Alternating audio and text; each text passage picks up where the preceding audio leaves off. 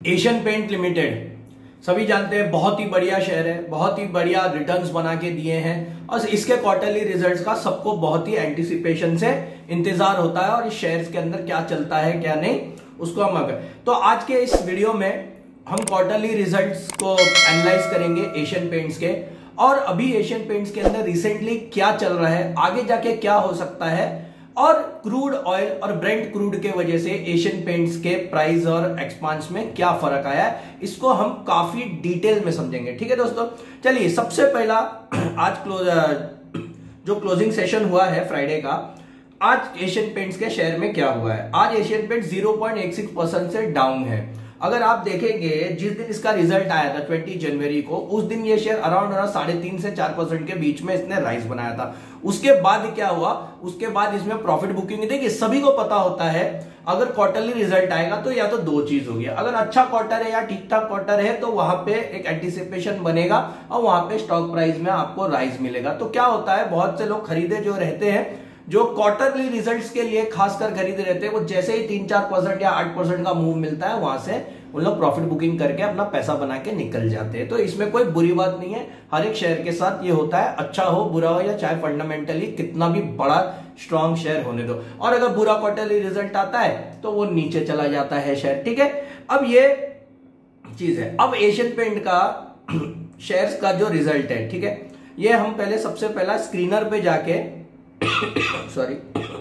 Screener पे जाके देखते हैं जो Q3 का जो दिसंबर का रिजल्ट आया है 2021 का, उसका सभी को पता है एशियन पेंट का 3,13,975 का मार्केट कैप है, लीडर है ये पेंट इंडस्ट्री में। सीधा क्वार्टरली रिजल्ट पे आते हैं। जो रेवेन्यू है, सेल्स है, हमेशा जो क्वार्टर टू क्वार्टर कंपेयर किया जाता है वो ईयरली कंपेयर किया, मीन दिसंबर 2021 को पिछले दिसंबर 2020 से कंपेयर करेंगे, लेकिन हम इसको सितंबर 2021 से भी देखेंगे।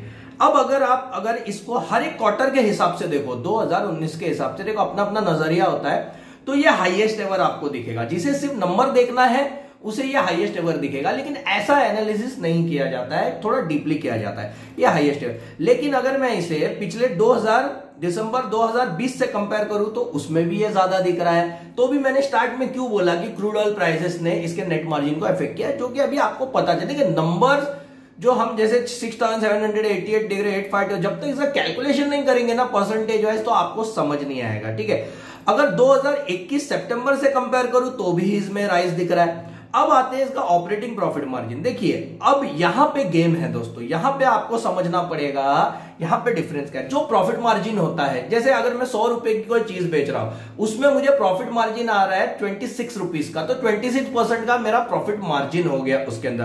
तो अगर मैं पिछले साल के क्वार्टर दिसंबर 2020 से कंपेयर करूं तो 26% का ऑपरेटिंग प्रॉफिट मार्जिन था, लेकिन ये साल 8% का में 18% का क्वार्टरली प्रॉफिट मार्जिन है। ये क्यों है दोस्तों, अभी इस चीज को हम समझेंगे। यही चीज अगर देखो आप नेट प्रॉफिट अगर देखेंगे, नेट प्रॉफिट में ये एग्जैक्टली ये चीज झलक रही है, क्लियर दिख रहा है। दिसंबर 2020 में 1238 करोड़ का इनका नेट प्रॉफिट था, लेकिन ये साल अगर हम देखें दिसंबर 2021 में 1016 का यहाँ पे इनका क्वार्टरली इनका प्रॉफिट है करोड़ में। तो अच्छा खासा यहाँ पे 2% के आसपास का, 2 से 2.5% के आसपास का यहाँ पे डिफरेंस आया, जो कि इनके अर्निंग पर शेयर ईपीएस में भी आ रहा है। देखिए जो नेट प्रॉफिट और सेल्स का जो मार्जिन होता है उसी से आपका ईपीएस डिसाइड होगा। तो जो ईपीएस था दिसंबर 2020 में वो 12.91 था और अभी जो ईपीएस है 10.59 है। आप अगर इसे माइनस कर दोगे तो आपको सीधा साधा डिफरेंस नेट प्रॉफिट में और सेल्स में पता चल जाएगा यहाँ पे आपको। तो ये क्यों है दोस्तों, इसे हमें समझने वाली बात है। मैं इसको ईयर और ईयर भी अगर मैं आपको ग्रोथ दिखाऊं तो ईयर ऑन ईयर आपको ग्रोथ तो काफी अच्छा लगेगा यहाँ पे, लेकिन ईयर एंड ईयर ग्रोथ अभी तक इसे कंपेयर करना बराबर नहीं है जब तक इसका Q4 रिजल्ट आता नहीं है, तो हम ज्यादा उसको नहीं देखेंगे यहाँ पे।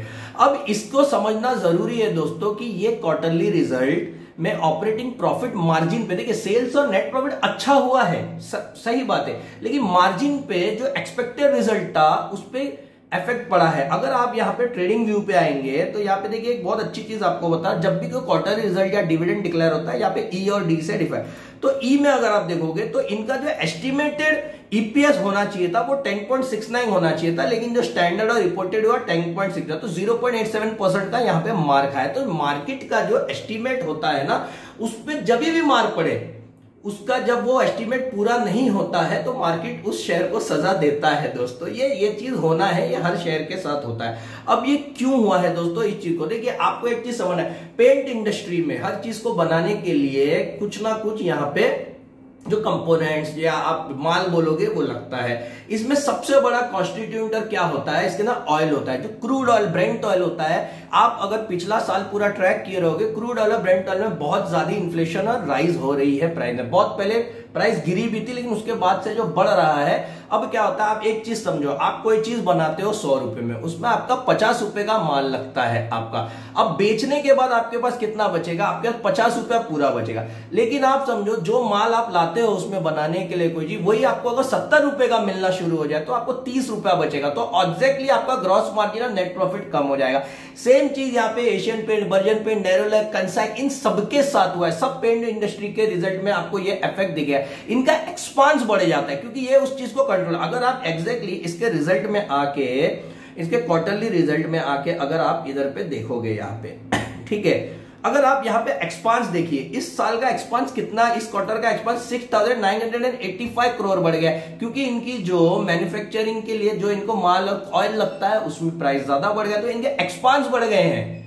देखिए इनका एक्सपांस की वजह से इनका नेट प्रॉफिट बढ़ा है, इनका सेल्स कम नहीं हुआ है। ये चीज आपको, सेल्स तो बढ़ा है, लेकिन क्या हुआ, मैंने जैसे आपको, इनके एक्सपांस बढ़ गए। जो चीज ये लोग 50 रुपए में लाते थे वो इनको 70 रुपए में मिलना शुरू हो गए, तो इनका नेट प्रॉफिट मार्जिन कम हो गया।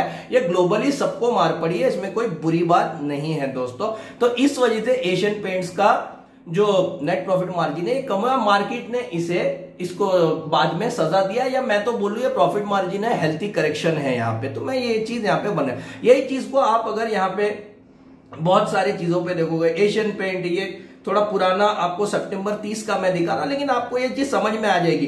Brent crude for November 2021 settlement rose 36 cent, 30 मतलब 0.46% से बढ़ गया। ये बहुत छोटा नंबर हमें दिखता है, लेकिन बहुत फर्क पड़ता है जिनका बहुत ही बड़ा बिजनेस होता है। तो ये लगातार बढ़ने की वजह से यहाँ पे प्रॉब्लम्स आई है। यहाँ पे बहुत सारा स्टॉक में गेन और lose as crude oil multi year high, ये सब बहुत सारे न्यूज बहुत टाइम से यहाँ पे चल रहे हैं दोस्तों। अभी देखिए, अगर आपको चाहिए ये बहुत डिटेल में, आपको अगर एशियन पेंट का रिजल्ट का जो प्रेजेंटेशन है देखना है, इनकी वेबसाइट के ऊपर अवेलेबल है। आप अगर यहाँ पे नीचे इन्वेस्टर्स सेक्शन पे आप अगर यहाँ पे क्लिक करेंगे तो आपको एक पेज आएगा, और उसमें सबसे पहला ये रिजल्ट आप क्लिक कर लो, आपको ये बहुत डिटेल में दिख जाएगा कि बिजनेस वाइज इन्होंने क्या यहाँ पे कितना ग्रोथ किया, क्या किया। मैंने आपको सिंपल भाषा में समझाया, सेल्स बहुत अच्छी हुई है, बिजनेस में कोई मार नहीं पड़ी है, एशियन पेंट ग्रो होगा, हो रहा है और होता रहेगा। ये क्रूड ऑयल प्राइस है ग्लोबल की वजह से इनका एक्सपांस बढ़ गया, जिसकी वजह से इनका नेट प्रॉफिट मार्जिन जो एक्सपेक्टेड था, देखिए समझिए, प्रॉफिट तो कंपनी कमा रही है,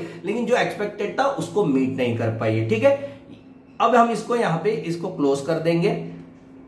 अब आते हैं इसके चार्ट के ऊपर। अब देखिए, मैं आपको ना कुछ बहुत ही अच्छी चीजें यहां पे समझाने जा रहा हूं। पहले आप एक चीज समझते हैं कि ये अपने हाई से, इसका हाई इसने क्या बनाया था, अराउंड 3590 का इसने हाई बनाया था। ये अपने हाई से अभी कितना करेक्शन पे है, इधर पे अगर मैं आऊं,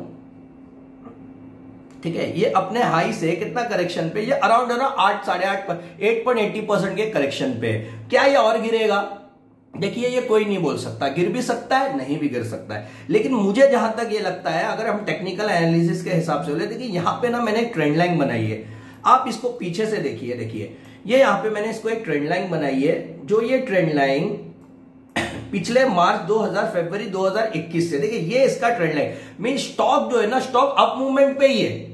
स्टॉक जो है वो हायर हाई बना रहा है, मतलब अगर 100 है तो 120 पे क्लोज हो रहा है, 130 पे क्लोज, बीच में मूवमेंट जरूर आ रहा है। तो इसका मतलब ये कि स्टॉक ट्रेंड में है, ऊपर बीच बीच में कंसोलिडेशन आ रहा है। तो अभी ये जो मैंने ट्रेंड लाइन बनाई है, ये इसका एक सपोर्ट है यहाँ पे।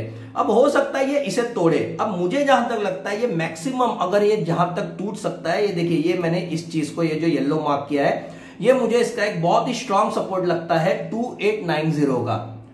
2890 का 3000 के आसपास का मुझे यहाँ पे एक स्ट्रॉन्ग सपोर्ट यहाँ पे दिखता है। मैं एक और एक सपोर्ट लाइन यहाँ पे बनाता हूं, ठीक है, ये जो एक सपोर्ट लाइन है मैंने जैसे कहा 3000 के आसपास का, 2971 के आसपास का मुझे एक बहुत ही स्ट्रॉन्ग सपोर्ट है। अगर यहां से ये करेक्शन होता है, अगर ये ट्रेंड लाइन तोड़ता है, तो यहां तक ये 3000, 2970, 2890 तक यहां पे ये करेक्शन हो सकता है, स्टॉक यहां तक नीचे आ सकता है। और ऊपर कहां तक जा सकता है, देखिए दोस्तों मैंने एशियन पेंट का बहुत ही डिटेल वीडियो बनाया है जिसमें इनका business analysis, fundamental analysis, financial analysis, company के डायरेक्टर कौन है, कंपनी क्या करती है, कंपनी कैसे प्रॉफिटेबल है, ये सब मैंने वीडियो में दे दिया है। ऊपर आई बटन पे आ जाएगा, आप उसे देख लेना, उसमें आपको A to Z पता चल जाएगा। उसमें मैंने टारगेट भी बताया। कंपनी का अभी फिलहाल का मेरा एक टारगेट रहेगा, कंपनी का लाइफ टाइम हाई फिर से छुए, अगर लाइफ टाइम हाई तोड़ती है तो कंपनी और ऊपर जाएगी। मुझे एशियन पेंट के बिजनेस के ऊपर कोई डाउट नहीं है, मैं खुद एक शेयर होल्डर हूं, मैंने होल्ड करे। अब नए इन्वेस्टर क्या करे दोस्तों, देखिए मैं ज्यादा नहीं कहूं, मैं ज्यादा लालच नहीं करता, अच्छा शेयर है, ठीक है, इस भाव पे भी नए इन्वेस्टर्स ले सकते हैं, ठीक है। छोटा छोटा पैसा डालो, एसआईपी में पैसा डालो, पूरा पैसा एक साथ नहीं डालना है। 3274 पे अगर लेते हो, अगर इसके नीचे और गिरता है तो और पैसा डाल दो एसआईपी का, और गिरता है तो और पैसा डाल दो, और अगर बढ़ता है इसके ऊपर तो और अच्छी बात है। देखिए आप बहुत बड़े शेयर्स को है ना, आप बहुत बड़े शेयर्स को आप बहुत ज्यादा लालच मत करो। आप बोलोगे इतना गिरेगा तो ही मैं लूंगा, ऐसा नहीं होता दोस्तों। आप लॉन्ग टर्म इन्वेस्टर्स के हिसाब से सोचो, डिप में लो, थोड़े थोड़े डिप में लेते रहो, आपका एवरेज आउट है। और जिनके पास शेयर्स हैं ऑलरेडी वो तो होल्ड करके रखो जो है, और नया लेना चाहते हो तो एसआईपी के फॉर्म में इसके ऊपर आप इन्वेस्ट कर सकते हो। तो होप दोस्तों मैंने आपको एशियन पेंट का क्या चल रहा है, क्या न्यूज चल रहा है, क्वार्टरली रिजल्ट्स अच्छे से एनालिसिस करके समझा दिया होगा, ठीक है। अगर वीडियो पसंद आया लाइक करो, शेयर करो, कमेंट करो, चैनल पे और भी वीडियोस है उसे देखो, चैनल को सब्सक्राइब करो। सेफ रहिए, बाय, टेक केयर।